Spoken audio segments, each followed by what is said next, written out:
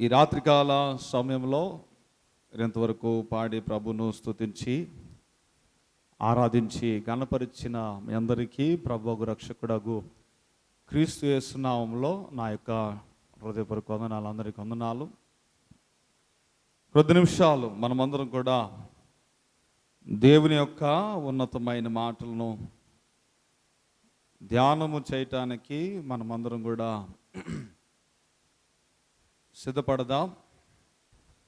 హబక్కుకు రాసినటువంటి గ్రంథం 3వ అధ్యాయంలోనికి మనం వెళ్దాం. 16వ వాక్యాన్ని మనము చదువుకుందాం. నేను వినగా జనుల మీదకి వచ్చువారు సమీపించు వరకు నేను ఓరకొని శ్రమదినము కొరకు కట్నిపెట్టవలసి ఉన్నది. నా అంతరంగము కలవరపడుచున్నది.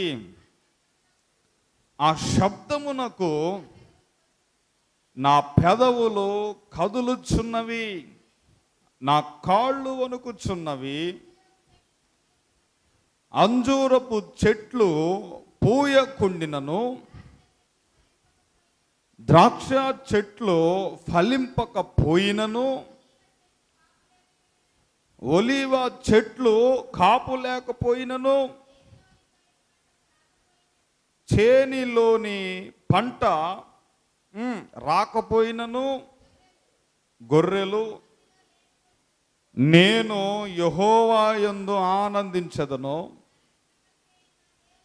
నా రక్షణకర్త అయిన నా దేవుని యందు నేను సంతోషించెదను. ప్రభువు యెహోవాయే నా బలము, ఆయన నా కాళ్ళను లేడి కాళ్ళ వలె చేయును. ఉన్నత స్థలముల మీద ఆయన నన్ను నడవ చేయును. చాలు. చదివినటువంటి ఈ గ్రంథం ఈ వచనాలు హబక్కుకు ప్రవచన గ్రంథములోనిది. ఈ ప్రవచన గ్రంథము బహుశా యెహోయాకీము రాజు పరిపాలనలో రాసి ఉండొచ్చు అని చరిత్రకారులు చెప్తా ఉన్నారు. ఆ కాలంలో బబులోను వారు యోధా పైన దాడి చేయటానికి కొద్ది కాలమునకు ముందుగా, అంటే యోధా వారు బబులోను చెరలోనికి వెళ్ళటానికి ఇంకొంచెం టైం ఉంది అన్నదానికి ముందుగా రాసి ఉంటారని మనకిక్కడ చరిత్రకారులు చెప్తా ఉన్నారు.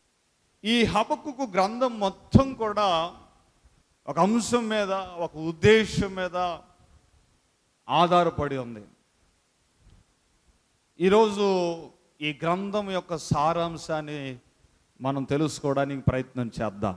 16వ వచనం నుంచి 19వ వచనం వరకు దాని సారాంశం మొత్తం అక్కడే ఉంది. ప్రభునందు ప్రియమైన దేవుని బిడ్డలారా, ఇశ్రాయేలీయులు వారు చేసినటువంటి క్రియలను బట్టి, వారు జరిగించినటువంటి పాప కార్యాలను బట్టి, జారత్వాన్ని బట్టి, వ్యభిచారాన్ని బట్టి, విగ్రహారాధనను బట్టి, నరహత్యను బట్టి, లేఖన విసర్జించడాన్ని బట్టి దేవుడు ఈ ప్రజల వలన విసిగిపోయి అనేక సార్లు మనం జ్ఞాపకం చేసుకున్నాం. నోవాహు కాలంలో ప్రజలు ఎలా బ్రతికారో, దేవుని భయం లేకుండా రాజుల కాలంలో కూడా రాజులతో పాటు ప్రజలు కూడా పాపము చేయటం ప్రారంభించారు. సమూయేలు ప్రవక్త రాజైనటువంటి సౌలును అభిషేకించిన తర్వాత సమూయేలు ఒక అద్భుతమైన ప్రసంగాన్ని చేశాడు.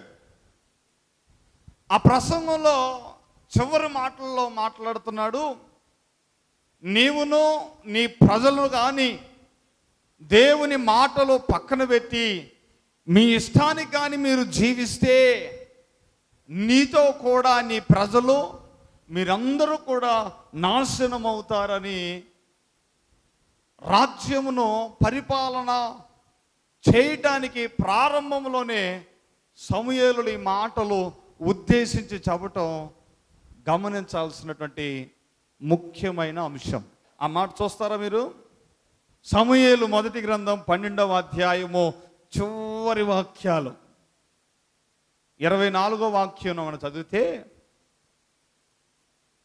సమూయేలు మొదటి గ్రంథం 12వ అధ్యాయం, ఆయన మీ కొరకు ఎన్ని గొప్ప కార్యములు చేసినో అది మీరు తలంచుకొని మీరు యెహోవా యందు భయభక్తులు కలిగి నిష్కపటులై పూర్ణ హృదయముతో ఆయనను సేవించుట ఆవశ్యకం. అంటే చాలా ఇంపార్టెంట్. అయితే మీరు కాని కీడు చేయువారైతే తప్పకుండా మీరును మీ రాజును, what exactly the profit has told, ఏదైతే ప్రవక్త గారు చెప్పారో దేవుడు దాన్ని గుర్తు పెట్టుకున్నాడు.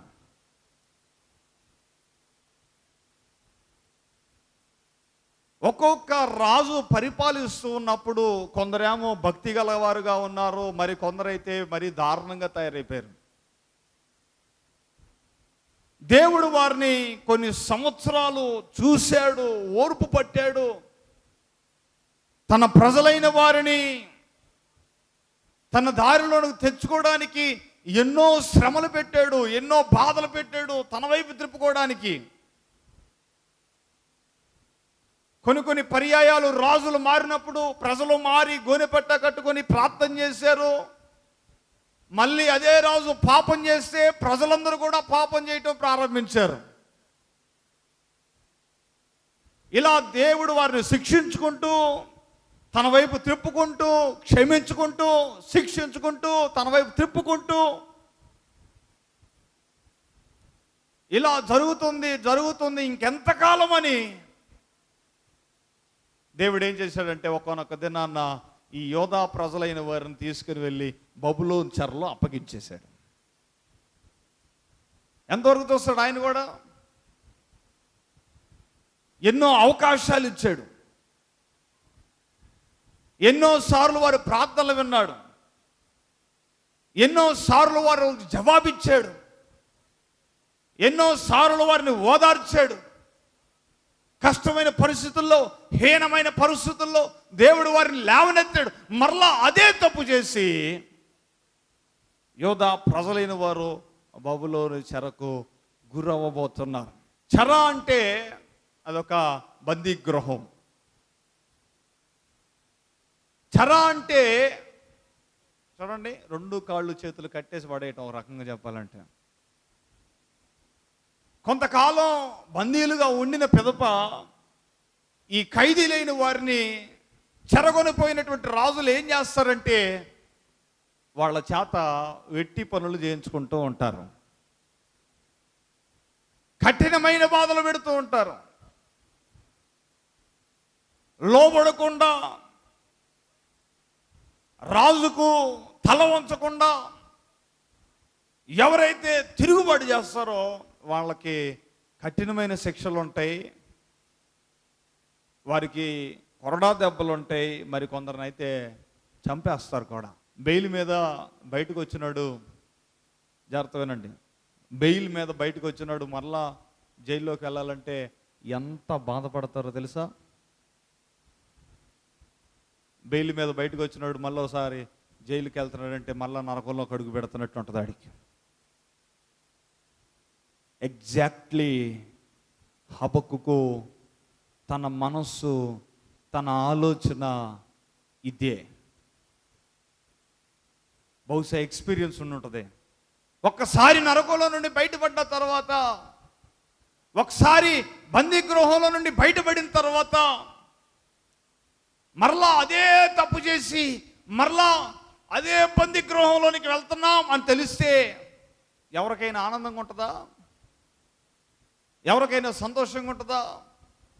పోయిన బాధలు మళ్ళీ వస్తున్నాయంటే ఎవరైనా కేరింతలే. జాగ్రత్త వినండి. 16వ వాక్యంలో హబక్కుకు యొక్క పరిస్థితి అలానే ఉంది. 16వ వాక్యంలో హబక్కుకు పరిస్థితి ఎలా ఉందంట? ఎగ్జాక్ట్లీ నేను ఇప్పుడు ఏం చెప్పానో అలానే. ఆ బాధ, ఆ వేదన తన కళ్ళ ముందున్నాయి. దేవుడు ముందుగానే ప్రవక్తల ద్వారా హెచ్చరించాడు తన ప్రజలైన వారిని, మీరు జాగ్రత్త, మీరు మాట వినకపోతే మిమ్మల్ని శత్రువులకు అప్పచెబుతానని దేవుడు ముందుగానే హింట్ ఇచ్చాడు. జాగ్రత్త పడాల్సిన వారు జాగ్రత్త పడలేదు. జీవితాలు మార్చుకోవాలని దేవుడు హెచ్చరించినా జీవితాలు మార్చుకోలేదు. చివరికి ఇప్పుడు బబులోను చెరలోనికి వెళ్ళబోతున్నామని విషయం తెలుసుకున్నటువంటి ప్రవక్త ఇక దేవునికి ప్రార్థన చేయటం ప్రారంభించాడు. ఆ 3 అధ్యాయాలు మొత్తం చదవండి, దాని సారాంశం అదే. ప్రవక్తకి ఒక రకంగా చెప్పాలంటే భయం పుట్టేస్తుంది. ఏం పుడుతుందంటండి? భయం కదా, భయం వచ్చేసింది. ఆ వచనాన్ని మరొకసారి జాగ్రత్తగా మనం చదివితే చాలా చక్కగా రాయబడింది. నేను వినగా ఏమన్నాడు? ఏం విన్నాడు? మరలా నేను చెరలోనికి వెళ్ళబోతున్నా, మరలా నా ప్రజలని దేవుడు చెరలోనికి పంపించబోతున్నాడని ఆ వార్త హబక్కుకు వినగా, చూడండి, జనుల మీదకి వచ్చువారు సమీపించు వరకు, చూసారా ఎక్కడ ఆన్సర్ ఉంది? ఎవరో మృంగివేయటానికి, ఎవరో పట్టుకొని పోవటానికి, ఎవరో చెరలో వేయటానికి వస్తున్నారట. జైల్లో పెడతానికి పోలీసులు వస్తుంటే నిన్ను నన్ను ఒకవేళ మనకి ఎలా ఉంటుంది పరిస్థితి? అర్థం చేసుకోండి. రాత్రి దేనికి స్తోత్రం చేస్తారు గట్టిగా. నిన్ను తీసుకెళ్ళి జైల్లో వేయటానికి పోలీసు వచ్చాడు అనుకోండి, ఇంట్లో ఉన్న నీ ప్రాణం ఎలా ఉంటుంది? నీ మనస్సు ఎలా ఉంటుంది? నీ ఆలోచనలు ఎలా ఉంటాయి? ఆలోచిస్తున్నావా? ఇశ్రాయేలు ప్రజలను, పిల్లలను, పెద్దలను, ముసలి వారిని అందరినీ తీసుకుని జైల్లో పెట్టడానికి జనులు, సైన్యం, రాజు అందరూ బయలుదేరి వస్తున్న వార్త హబక్కుకు వినినప్పుడంట, చాలా జాగ్రత్తగా వినండి, చూడండి, నేను ఊరుకొని శ్రమ దినము కొరకు దానికోసం ఎదురు చూడటం తప్పితే నేను చేయగలిగింది ఏమైనా ఉందా? నేను ఒక్కడే వెళ్ళి వాడిని ఆపగలుగుతానా? నేను వెళ్ళి ఏమైనా చేయగలుగుతానా? ఒక్కడు ఆ 1000 మందిని లేదా 1,00,000 మందిని ఆపగలుగుతాడా? ఈయనేమి యుద్ధ సూర్యుడు కాదు, ఈయనేమి సైన్యంలో పనిచేసిన వ్యక్తి కాదు, ఏ అనుభవం లేని వ్యక్తి, ఏ పరాక్రమశాలి కూడా కాదు. నేను ఒక్కడే వెళ్ళి ఈ శ్రమ దినాన్ని తీర్చుకోలేను, నేను ఒక్కడే ఆ ప్రజలందరినీ కాపాడలేను, నేను ఒక్కడే వారిని అందరినీ విడిపించలేను.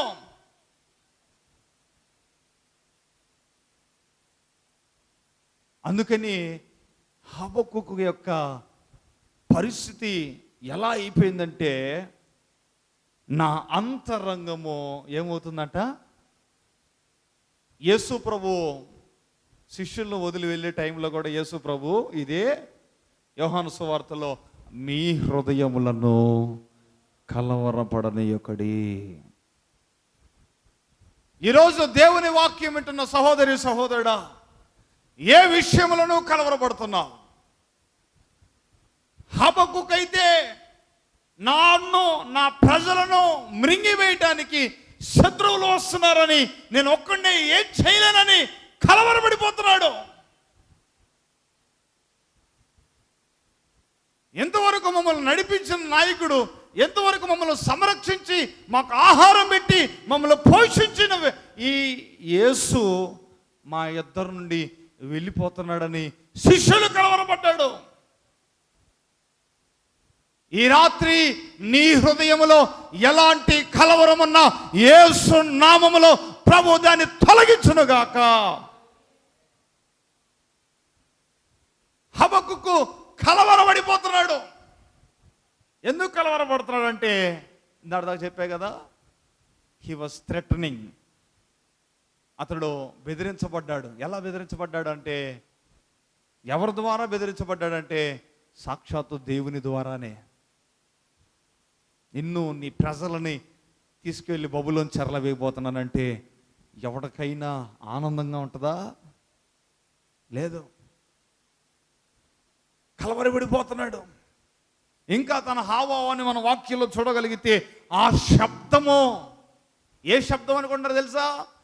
వాళ్ళను పట్టుకొని వెళ్ళటానికి వస్తున్నటువంటి సైన్యపు శబ్దం. యుద్ధానికి వెళ్ళేటప్పుడు ఏమంటారో చెప్పండి? జై హింద్ అంటూ ఉంటారు మన సైన్యం కూడా యుద్ధానికి వెళ్ళబోయే ముందు. దేశం మీద భక్తి వారికి ఆ మాట అంటే కొంచెం రోషం పుట్టుకొచ్చుద్ది. అందుకని ఆ రోషం తెప్పించడానికి ఆ మాట అంటూ ఉంటారు. బబులోనీలు కూడా యుద్ధానికి వస్తుంటే బబులోను దేశానికి జై అంటున్నారు కావాల్సు. కానీ దావీదు యుద్ధానికి వెళ్ళేటప్పుడు ఇశ్రాయేలులకు జయము కలుగునుగాక అనుకుంటూ ఆయన కూడా వెళ్ళాడు. దావీదు కూడా యుద్ధానికి వెళ్ళేటప్పుడు దేవుణ్ణి స్తుతించుకుంటూ వెళ్ళాడు. యుద్ధము యెహోవాదే.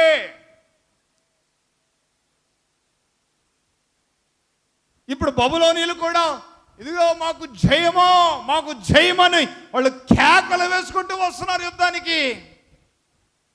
ఆ శబ్దము విన్న హబక్కుకు హృదయంలోనికి కలవరం. ఇంకా ఆ శబ్దం విన్నప్పుడు తన పెదవులు ఏమవుతున్నాయంట? ఐస్లో నుంచున్న వాడికి పెదాలు ఎలా కదులుతూ చెప్పండి? కింద దవడ ఏమవుతూ ఉంటుంది? ఐస్లో కాసేపు చల్లో నుంచండి. ఒక గంట పాటు వర్షంలో ప్రయాణం చేయండి. అనేక పర్యాయాలు నాకు కూడా చేతులు ఈ దవడ ఆటోమేటిక్గా కొట్టుకోవడం ప్రారంభించింది. వర్షంలో తడిసినప్పుడు, మంచుకు వచ్చేటప్పుడు ఒక గంట దాటితే చాలు ఇది స్టార్ట్ అయిపోద్ది ఆటోమేటిక్. ఇది కంట్రోల్లో ఉండదు. ఇక బాడీ అంతా కూల్ అయిపోయి చలి తట్టుకోలేక ఇక ఆటోమేటిక్గా గడగడ ఒరుగుతూ ఉంటుంది. బాగా భయపడేవాడికి ఇలాంటి లక్షణాలే కూడా ఉంటాయి కదా. కాళ్ళు చేతులు వణుకుతూ ఉంటాయి. హబక్కుకు యొక్క ఈ పెదాలు, ఈ దవడ ఏమైపోతుందంటే ఆ శబ్దానికి, ఆ మాటకు, జరిగే పరిస్థితులకు వణికిపోతున్నాడు. నా ఎముకలు కొళ్ళిపోతున్నాయి, నా కాళ్ళు పూర్తిగా భయపడిపోతున్నాడు. వింటున్నావు? హబక్కుకు పూర్తిగా భయముతో నిండిపోయాడు, కలవరముతో నిండిపోయాడు. తన పదాలు, తన కాళ్ళు, తన చేతులు, తనలో ఉన్న సమస్తము భయపడిపోతుంది. ఈరోజు నువ్వు కూడా ఏ స్థితిలో ఉన్నావో, ఏ విషయం నిన్ను కలవరపరుస్తుందో, ఏ అంశము నిన్ను బాధపరుస్తుందో, ఏ అంశాన్ని గురించి నువ్వు కలవరపడుతున్నావో, బాధపడుతున్నావో, వణిగిపోతున్నావో, ఈరోజు నా ప్రభు నీతో మాట్లాడుతున్నాడు. ఇట్టి కలవరము, భయము నా ప్రభు అయిన యేసుని యొద్ద నుండి తొలగించును గాక. హబక్కుకు పరిస్థితి మీకు అర్థమైంది 16వ వాక్యంలో. ఫియర్, భయం, శిరస్సు మొదలుకొని సిరిపాదం వరకు, పెదవుల దగ్గర నుంచి అరికాళ్ళ వరకు పూర్తిగా సోకింది. ఎక్కడ గ్యాప్ లేదు. ఇలాంటి ఒక పరిస్థితి బైబిల్ గ్రంథంలో మరొకరికి, ఎవరో మీ అందరూ తెలుసా? ఇలా బాగా భయంతో వణికిపోయే వ్యక్తి. రైట్. హబక్కుకు దేవుని ఎరిగినవాడు, హబక్కుకు ప్రభు యందు విశ్వాసం ఉంచినవాడు. అలానే ఏలియా కూడా దేవుని ఎరిగినవాడు, ఏలియా కూడా ప్రభునందు ఆయన తండ్రి నందు విశ్వాసం ఉంచిన వాడే. ఎవరు? ఏలియా రోషము కలిగిన సేవకుడు అంట. ఎలాంటి సేవకుడు? ఆయన ప్రార్థన చేస్తే వర్షం కురిసింది, ఆయన ప్రార్థన చేస్తే చెప్పు వర్షము. ఆయన ప్రార్థనకు అంత అంత పవర్ ఉంది. ఎవరి ప్రార్థనకి? ఏలియా అంతటి వాడే. ఎంత పవర్ ఉన్న వ్యక్తి. 400 మంది బయలు ప్రవక్తలకు ఎదురు తిరిగాడు.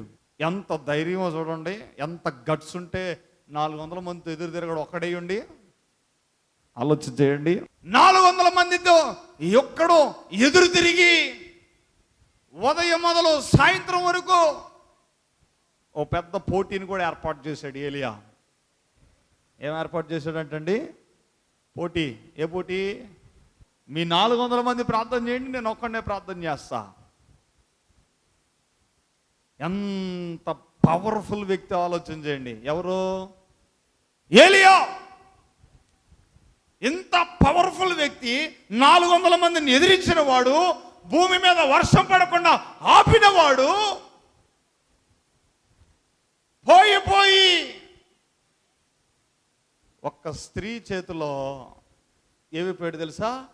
ఎంత రోషం కలిగిన వాడు, ప్రార్థనలో ఆరితేరిన ఈ వ్యక్తి, గొప్ప గొప్ప కార్యాలు ఇశ్రాయేలీల నడుమ చేసిన వాడు, ఒక స్త్రీకి భయపడి కొండ ఎక్కి దాక్కొని తన ప్రాణ విషయమై వణికిపోతున్నాడు. ఈరోజు నువ్వు ఏ విషయంలో వణికిపోతున్నావో ఆలోచించాయి. రాజుల మొదటి గ్రంథంలో ఈ విషయాలన్నీ మనము చూడగలుగుతాం. రాజుల మొదటి గ్రంథము 19వ అధ్యాయములో ప్రభునందు ప్రియమైన దేవుని బిడ్డలారా,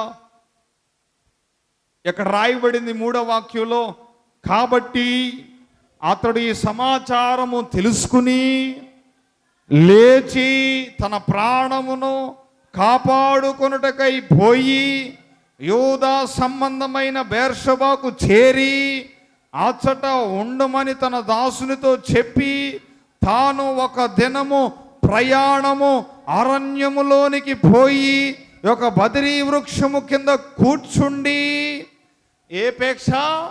మరణాపేక్ష, చావు వస్తుందని, యెహోవా నా పితరుల కంటే నేను ఎక్కువ వాడను కాను, ఎంత మటుకు చాలు, ఇక నా ప్రాణం నువ్వే తీసుకో అని భయపడిపోతున్నాడు. ఒక రోషం కలిగిన సేవకుడు, ప్రార్థనలో శక్తి కలిగిన సేవకుడు, ఆయన ప్రార్థన చేస్తే ఆకాశము తెరవబడి అగ్ని కురిసింది. ఆయన ప్రార్థన చేస్తే ఆకాశము నుండి వర్షము కురిసింది. ఇలాంటి గొప్ప దైవజనుడు ఒక స్త్రీకి భయపడి మరణాపేక్ష గలవాడై ఏం చేశాడండి? దేవునికి ప్రార్థన చేస్తున్నాడు. ఈరోజు వాక్యం వింటున్నటువంటి ఈ హబక్కు కూడా మరణాపేక్ష గలవాడై భయపడి కలవరపడి శిరస్సు మొదలుకొని సిరిపాదం వరకు కాళ్ళు చేతులు దవడ అన్ని వణుకుచు ఇప్పుడు దేవుని సన్నిధిలో కూర్చొని ప్రార్థన చేస్తున్నాడు. నీవు కూడా ఏలియా వలె, నీవు కూడా హబక్కుకు వలె ప్రార్థన చేయాలి. ఎప్పుడు? హృదయం కలవరం చెందినప్పుడు. ఎప్పుడు? భయముతో భీతితో మన హృదయాలు మన శరీరము నిండి ఉన్నప్పుడు, మరణాపేక్ష గలవారమై మనం ఉండినప్పుడు, ఆపత్కాలమందు సహాయము చేసే మన ఖేడమును మన దుర్గమును మన సహాయకుడు మన రక్షకుడైన యేసుకు మనం ప్రార్థన చేయాలి. మత్తయి సువార్తలో రాయబడింది, యేసు ప్రభు కూడా చెప్పండి ఒక రాత్రి ఏ తోటలోకి వెళ్ళాడు? గెత్సెమనే తోటలోనికి వెళ్ళి మరణాపేక్ష గలవాడై ఆయన కూడా ఏం చేస్తున్నాడు? ఆ రాత్రి యేసు ప్రభు మోకరిల్లి, తండ్రి నీ చిత్తమైతే ఈ గిన్నె నా యొద్ద నుండి, ప్రార్థన. దేవుడు మనకిచ్చిన గొప్ప ఆయుధం, ఇట్స్ ఎ వెపన్. దేవుడు నీకు ఇచ్చినటువంటి ఈ ప్రార్థన అనే ఆయుధాన్ని నీవు ఏ విషయం నందు భయపడుతున్నావో, ఏ విషయాన్ని గురించి కలవరపడుతున్నావో, ఏ విషయాన్ని గురించి నువ్వు మొదలుపడుతున్నావో, ఏ విషయాన్ని గురించి నువ్వు వణుకుతున్నావో, దాన్ని ప్రార్థనలో నువ్వు పెట్టగలగాలి. ఈ రాత్రి దేవుని మాటలు వింటున్న సోదరి సోదరుడా, ప్రార్థన చేయటానికి మనం వచ్చాం. ఏ స్థితిలోనైనా మనం ప్రార్థన చేయాలని దేవుడు చెబుతున్నాడంటే, హబక్కుకును ఏలియా అని దేవుడి రాత్రి మన ముందు ఉంచాడు. ఎంత రోషం కలిగి సేవ చేసే వాళ్ళకే మరణాపేక్ష వచ్చినప్పుడు నీకు నాకు రావటంలో గొప్ప విషయమేమి? ఎంతగా దేవుని కోసం తీర్మానం కలిగి వారి జీవితాలను పూర్తిగా ప్రభు సేవ కొరకు సమర్పించిన వారికే ఇన్ని శ్రమలు వచ్చినప్పుడు నీకు నాకు రావటం పెద్ద విషయమో? మరెందుకు భయపడతావు? మరెందుకు కలవరపడతావు? ప్రభు అయిన యేసునందు నీవు విశ్వాసం ఉంచి ప్రార్థన చేయి. అదే హబక్కుకు కూడా చేశాడు. 17వ వాక్యంలోనికి వచ్చినట్లయితే, ప్రభునందు ప్రియమైన దేవుని బిడ్డలారా, ఏమన్నాడు తెలుసా?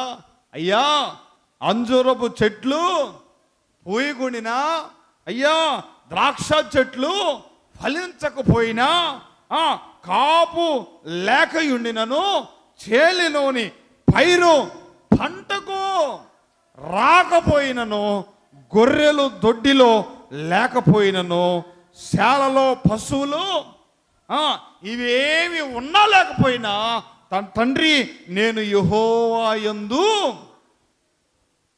చూసారా ఏ పరిస్థితుల్లో దేవుని వైపు చూస్తున్నాడు? ఎలాంటి కలవరంతో, ఎలాంటి భయంతో దేవుని వైపు చూస్తున్నాడో చూసారా హబక్కుకు? ఈ రాత్రి హబక్కుకు ఏలియా మనకు మాదిరిగా ఉందురుగాక.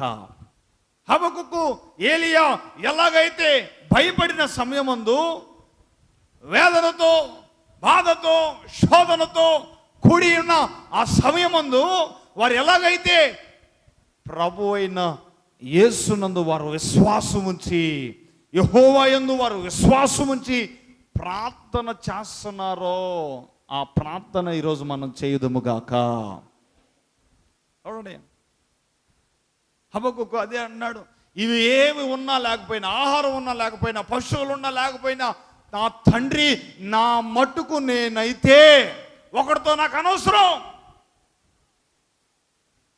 నా మట్టుకు నేనైతే నీ అందే నేను విశ్వాసం ఉంచాను. శోధన రాని, శత్రువులు రాని, నన్ను ఎత్తుకొని పోయేవాళ్ళు రాని, నేనైతే నిన్నే నమ్ముకొని ఉన్నానయ్యా అన్నాడు. ఏలియా కూడా అదే ప్రార్థన చేసాడు, చేయలేదా? నా మట్టుకు నేనైతే, నేనొక్కడినే, ఎలాంటి వాడిని? రోషం కలిగిన వాడిని ఒక్కడినే మిగిలినయ్యా. హబక్కుకు ఏలియా చేసిన ప్రార్థన ఈరోజు మనం చేద్దాం. ఎన్ని శోధనలు వచ్చినా, ఎన్ని శ్రమలు వచ్చినా, ఎన్ని కష్టాలు వచ్చినా, ఎన్ని ఇబ్బందులు ఎదురైనా, మరణ సమయమే మనల్ని సమీపించినా కానీ మన మట్టుకు మనము ప్రభునందు విశ్వాసము ఉంచి ఆయనకు ప్రార్థన చేయాలి. భయపడే సమయంలో కూడా మనం ప్రార్థన చేయటానికి సంసిద్ధులం అవ్వాలి. మోకరించడానికి మన మనస్సులో మనము ఆయుక్తపరుచుకోవాలి. ఇక మనం చచ్చిపోతున్నాం అన్నప్పుడు కూడా ఏం చేయాలి? ప్రార్థన చేయాలట. ఏలియా అలా ప్రార్థన చేస్తే ఏం పొందుకున్నాడంటే, దేవుని మెల్లనైన స్వరాన్ని విన్నాడు. బాబు నువ్వు ఇక్కడ కూర్చోమాక, నువ్వులే, నీకు ఇంకా చాలా ప్రయాణము, శక్తిని సమకూర్చుకో, ఓర్చుకో, తాళ్ళుకో, ఇప్పుడే అయిపోలా, నువ్వు లేచి సిద్ధపడని దేవుడు ఏలియాని బలపరిచినట్లుగా ఈ రాత్రి మన ప్రభు మనల్ని కూడా బలపరచునుగాక. ఏలియాను దేవుడు బలపరిచి స్థిరపరిచి తన శక్తినిచ్చి ఆహారం ఇచ్చి పోషించి ఏలియాను దేవుడు రెడీ చేశాడు. దేవుడు నిన్ను కూడా ఖచ్చితంగా తన శక్తిని, తన బలాన్ని, తన ఆహారాన్ని ఇస్తాడు. ఈయకపోయినా నేనైతే నీతోనే ఉంటానయ్యా అని ప్రార్థన చేశాడు హబక్కుకు. నువ్వు ఈపోయినా నేను ఉంటానయ్యా అన్నాడు. ఏ ఉన్నా లేకపోయినా నేను నీతోనే ఉంటానయ్యా. నువ్వు అనగలుగుతున్నావా ఈరోజు? ఈ రాత్రి ఈ మాటలు వింటున్న సహోదరి సహోదరుడా, నువ్వు అనగలిగితే నువ్వు ధన్యుడవు, నీవు ధన్యురాలవి. ప్రభునందు ప్రియమైన దేవుని బిడ్డలారా, పరిశుద్ధ లేఖన గ్రంథాల్లోనికి మనం వెళ్ళగలిగినట్లయితే అందుకే ఒక చక్కని మన కీర్తన మనం చూడగలుగుతాం. ప్రభునందు ప్రియులారా, చూడండి 18వ కీర్తన గ్రంథంలోనికి మనం వెళ్ళగలిగినట్లయితే 18వ కీర్తన అందరు తీయండి. 32 ఆ వాక్యాలు మనం చదువుదాం. నాకు బలము ధరింపు చేయువాడు ఆయనే, నన్ను యథార్థ మార్గమున నడిపించువాడు ఆయనే, ఆయన నా కాళ్ళను జింక కాళ్ళ వలె చేయించున్నాడు, ఎత్తైన స్థలముల పైన. దావీదు నాకు బలమునిచ్చేది దేవుడే. ఇంకా ఏమంటున్నాడంట? నన్ను యథార్థ మార్గమును నడిపించువాడు, నన్ను నడిపించేది కూడా ఆయనే. ఇంకా అంటున్నాడు, నా కాళ్ళను జింక కాళ్ళ వలె, ఎట్లంట? ఎత్తైన స్థలం మీద. ఇప్పుడు హబక్కు గ్రంథంలోనికి మనం వచ్చేటట్లయితే ప్రభునందు ప్రియమైన దేవుని బిడ్డలారా, ఇప్పుడు 18వ వాక్యంలో ఏమని మాట్లాడుతున్నాడు హబక్కు కూడా? నేను యెహోవా యందు ఆనందించదును, నా రక్షణకర్త అయిన దేవుని యందు నేను సంతోషించదును. ప్రభువు యెహోవా నాకు బలమును, ఆయన నా కాళ్ళను లేడి కాళ్ళ వలె చేయును, ఉన్నత స్థలముల పైన ఆయన నన్ను నడువ చేయును. ఈ భక్తుల జీవితాల్లో ఉన్న విశ్వాసం ఎలా ఉందో, ఏ పరిస్థితుల్లో ఎలాంటి ప్రార్థన చేస్తున్నారో ఈ రాత్రి వింటున్నారు మీరు. అసలు స్కోపే లేదు రక్షించడానికి, కాపాడటానికి. అసలు స్కోపే లేదు, అవకాశమే లేదు.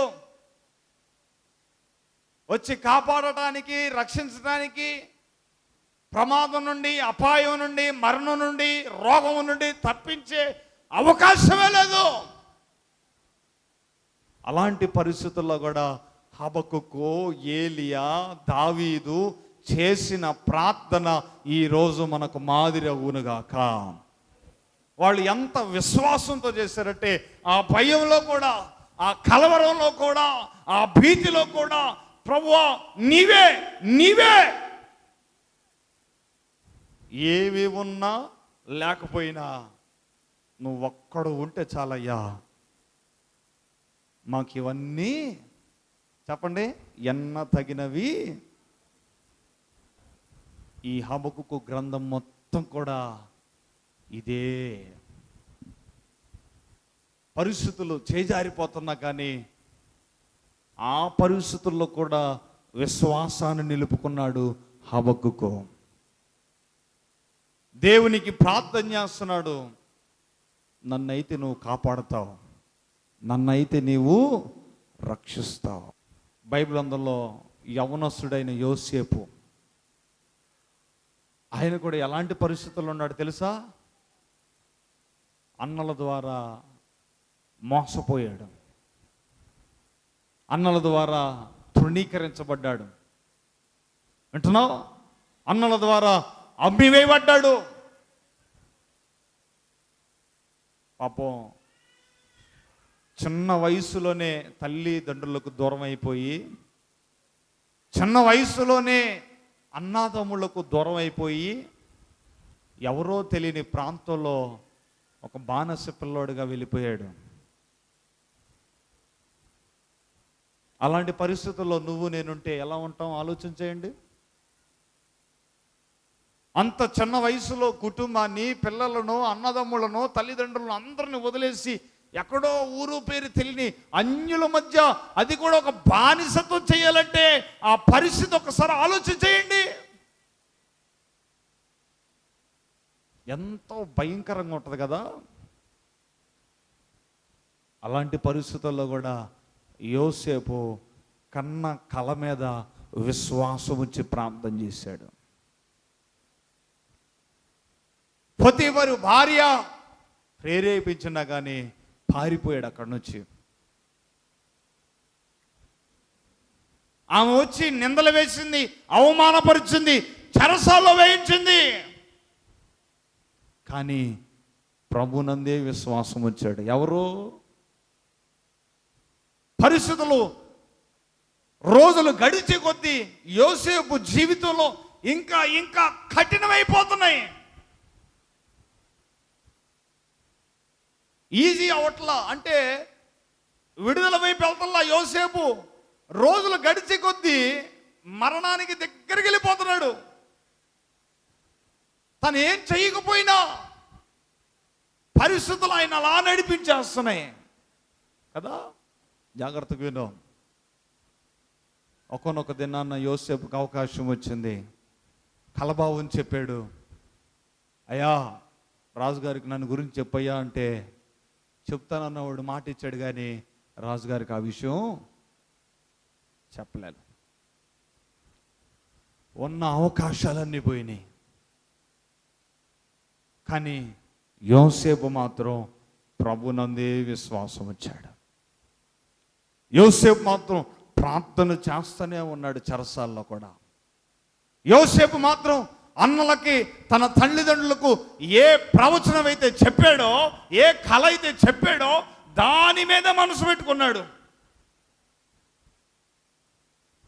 యోసేపు అనుకోకుండా ఒక్క రోజులోనే ద సెకండింగ్, అంటే ఆ దేశం మొత్తంలో ఆయనది రెండవ మాట. మొదటి మాట రాజుదైతే రెండవ మాట ఎవరిది? యోసేపుదే.